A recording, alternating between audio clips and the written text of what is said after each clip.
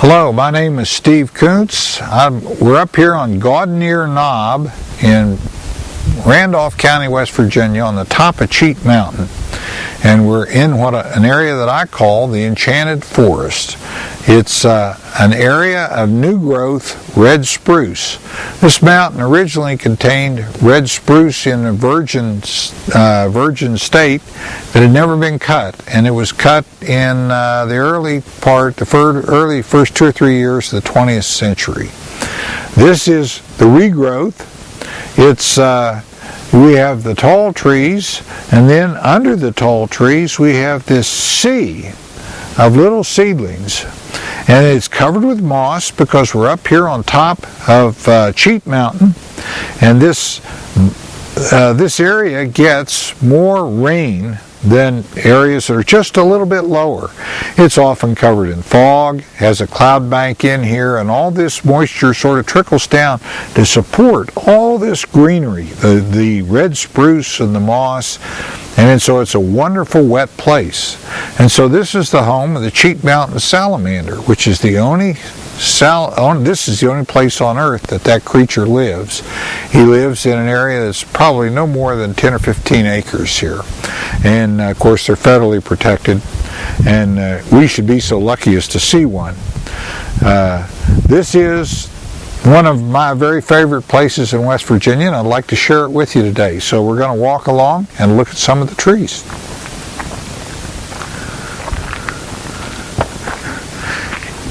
Here on our left is where the old Gardenier fire tower was built in the 1920s. After all the timber was cut, they left the slash everywhere, and so every stroke of lightning started forest fires. And then these fires had to be fought. During the Depression, the CCC came in and began replanting all this deforested mountains, and to keep the fires under control, they built fire towers and hooked them up with telephones. The average person who lived out here in rural America did not have a telephone. Of course, this was long before cell phones. So it was up to the people that sat on the top of the fire tower to actually find and see the fire and summon help to put it out before the whole forest burned up.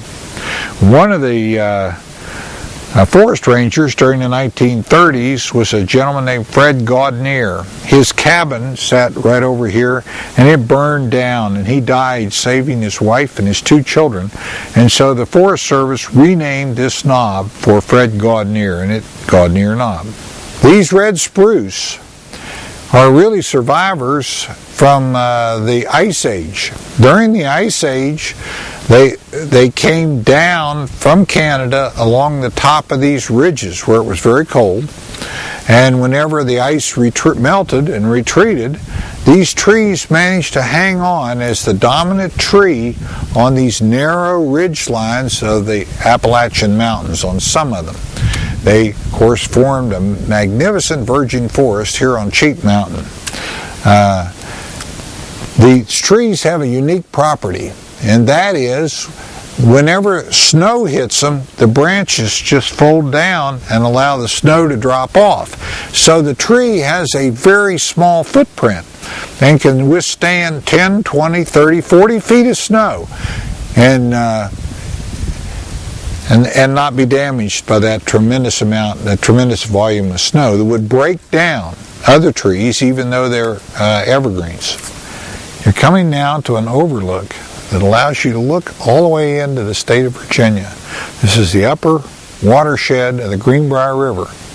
And I have written letters for years for publication in the newspaper urging that this area be turned into a national park.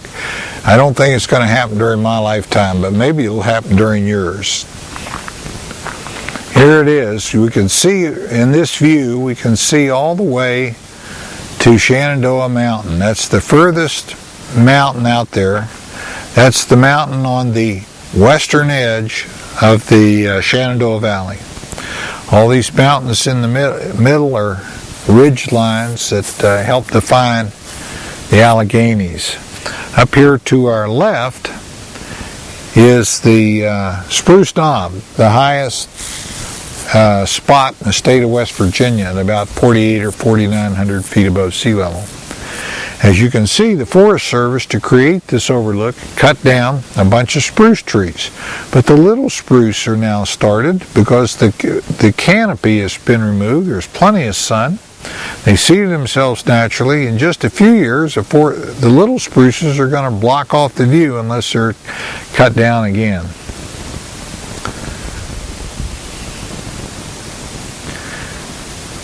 One of the things that attracts me and makes these mountains of the Alleghenies